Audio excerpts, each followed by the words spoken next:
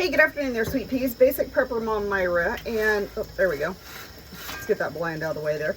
And I'm just here in my office finishing up a few things, doing some dishes right now real quick before I leave.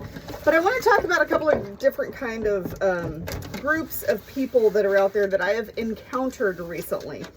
One of them I call the fly-by-night homesteaders. Now, I'm fortunate enough to live in a pretty rural ag-based community, county. And unfortunately, and I say unfortunately because this is happening to a lot of places, we are getting an influx of people that are moving out of very densely populated areas that want to be more in the country and have, you know, property and land and yada yada. And by that happening, we have a lot of people moving up here who are not versed in how to do anything homestead related, but yet they want to call themselves homesteaders. They want to have a farm, they want to have a ranch, they want to have animals. My problem is I don't have a problem helping somebody out and teaching them what needs to happen and the ways and so forth, but when they act irresponsibly and they move up here and they just buy property and they just throw some animals on there that they don't know anything about, they haven't bothered to research or ask any questions on them, and they just throw them out on the property, not knowing the predators that are in the area, not knowing nutritional needs, housing needs, companionship needs, not really doing any kind of research on the animal. But then when they have an emergency and they reach out to the homesteading community, they get very offended and very upset when you don't jump and bend over backwards to help them. Now, I'm not talking about a true emergency because those obviously happen when you have animals, right? And I understand that things happen. And there are those emergencies that you just can absolutely not prepare for. I mean, something is going to happen, crap's going to happen, right? And if you have animals, you know that's the case.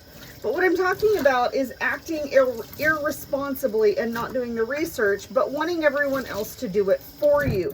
Or just putting things in place and then all of a sudden, oh, look at that, I got water all over me. That's what happens when I wash dishes. Anyway, and then just asking for everyone to fix it for you when you mess up because you didn't do your research. Not because there's an emergency, but because you didn't do your research. So that kind of irritates me, I have to say.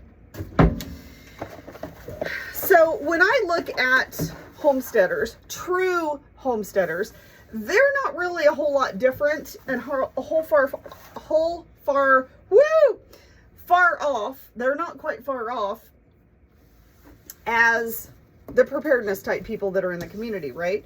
Homesteaders, I think, are more focused on the being very self-sustaining in your livestock and what you grow, kind of more focused on your food growth kind of thing and being self-sustainable.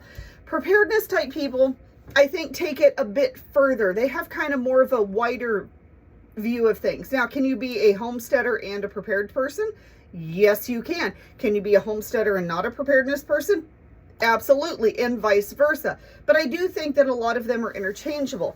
And what we have to watch out for as being preparedness type people or homesteader / preparedness type people is we need to be careful of the fly-by-night homesteader. That's what I like to call them, the fly-by-night homesteader, which is that person who is very ill-prepared, does not do the research, but wants you to come in as an experienced homesteader or preparedness type person and fix it for them, bend over backwards, take your time and effort, but you're not getting anything out of it. And not saying that you should get anything out of helping others. That's not what I'm saying. And I'm saying that yes, there is a time and a place for helping others out, for educating them, for training them. Do I think it's right in the middle of a crap hit the fan kind of scenario? No, that is not the time to be teaching and learning. That is the time to be surviving and thriving, okay?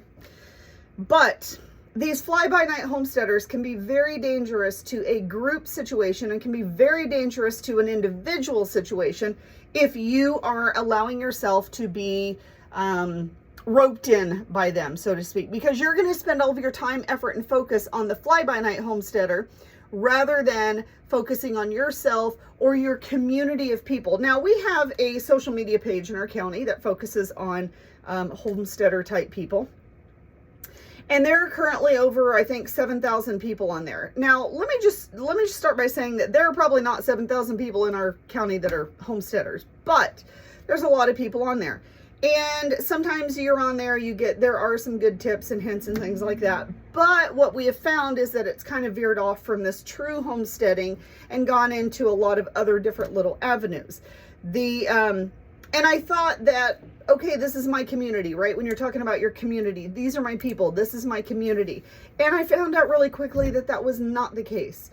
But what I did find is off of that has spiraled about 6 of us who are truly true homesteaders, true preparedness type people who do this all the time, who do this on a daily, who have been doing this for years, some of us for generations. And being in that group has allowed me to focus to those specific people or group of people that will definitely help us out. And there's other social media groups, and there's other groups in general that you go to meetings and stuff, and you can also build those people in that community. And I think that is very, very important. But we need to make sure to watch out for the fly-by-night homesteader, because they will suck everything out of you and still are not going to be willing to put the work in. Some of them do, but most of them won't be willing to put the work in.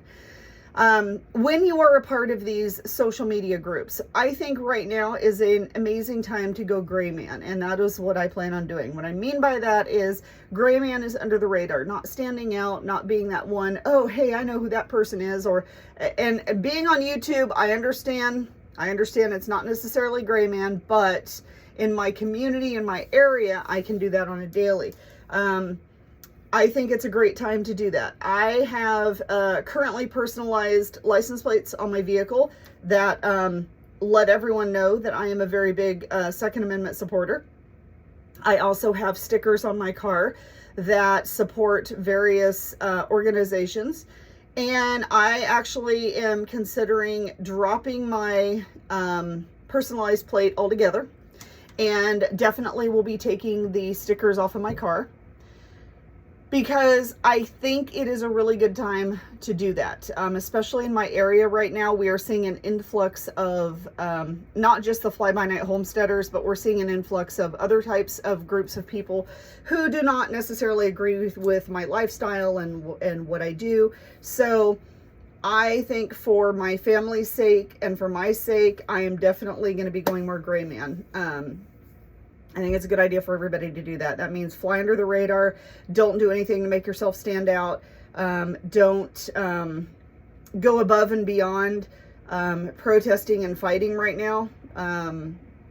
Everyone, I think, needs to kind of start to hunker down and really start putting your final plans in place. There are people that believe that we are not in a crap at the fan kind of scenario. Then there are people that think that we are in a crap hit the fan scenario, that we've been here for a while now. And there's others that think that we're not there quite yet, but we're getting ready to.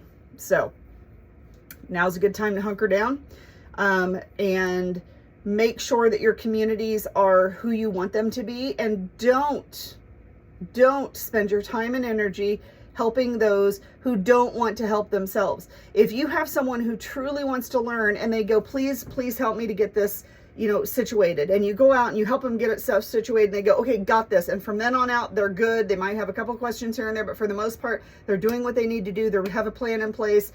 They're making strides forward. Then I understand that. But if you've got someone who continuously goes, wait, I need you to come out and do this. Wait, I need you to come out and do this. Wait, I need you to come out and do this. But they're not doing anything to move themselves forward. Those are the people that you need to cut your ties with, because you need to focus on yourself and your community. All right. That's what I have to say about that. I hope you guys have a wonderful, amazing evening. I'm going to go home, and I will talk to you soon. Once again, reach out to me if you need anything, and have a great day.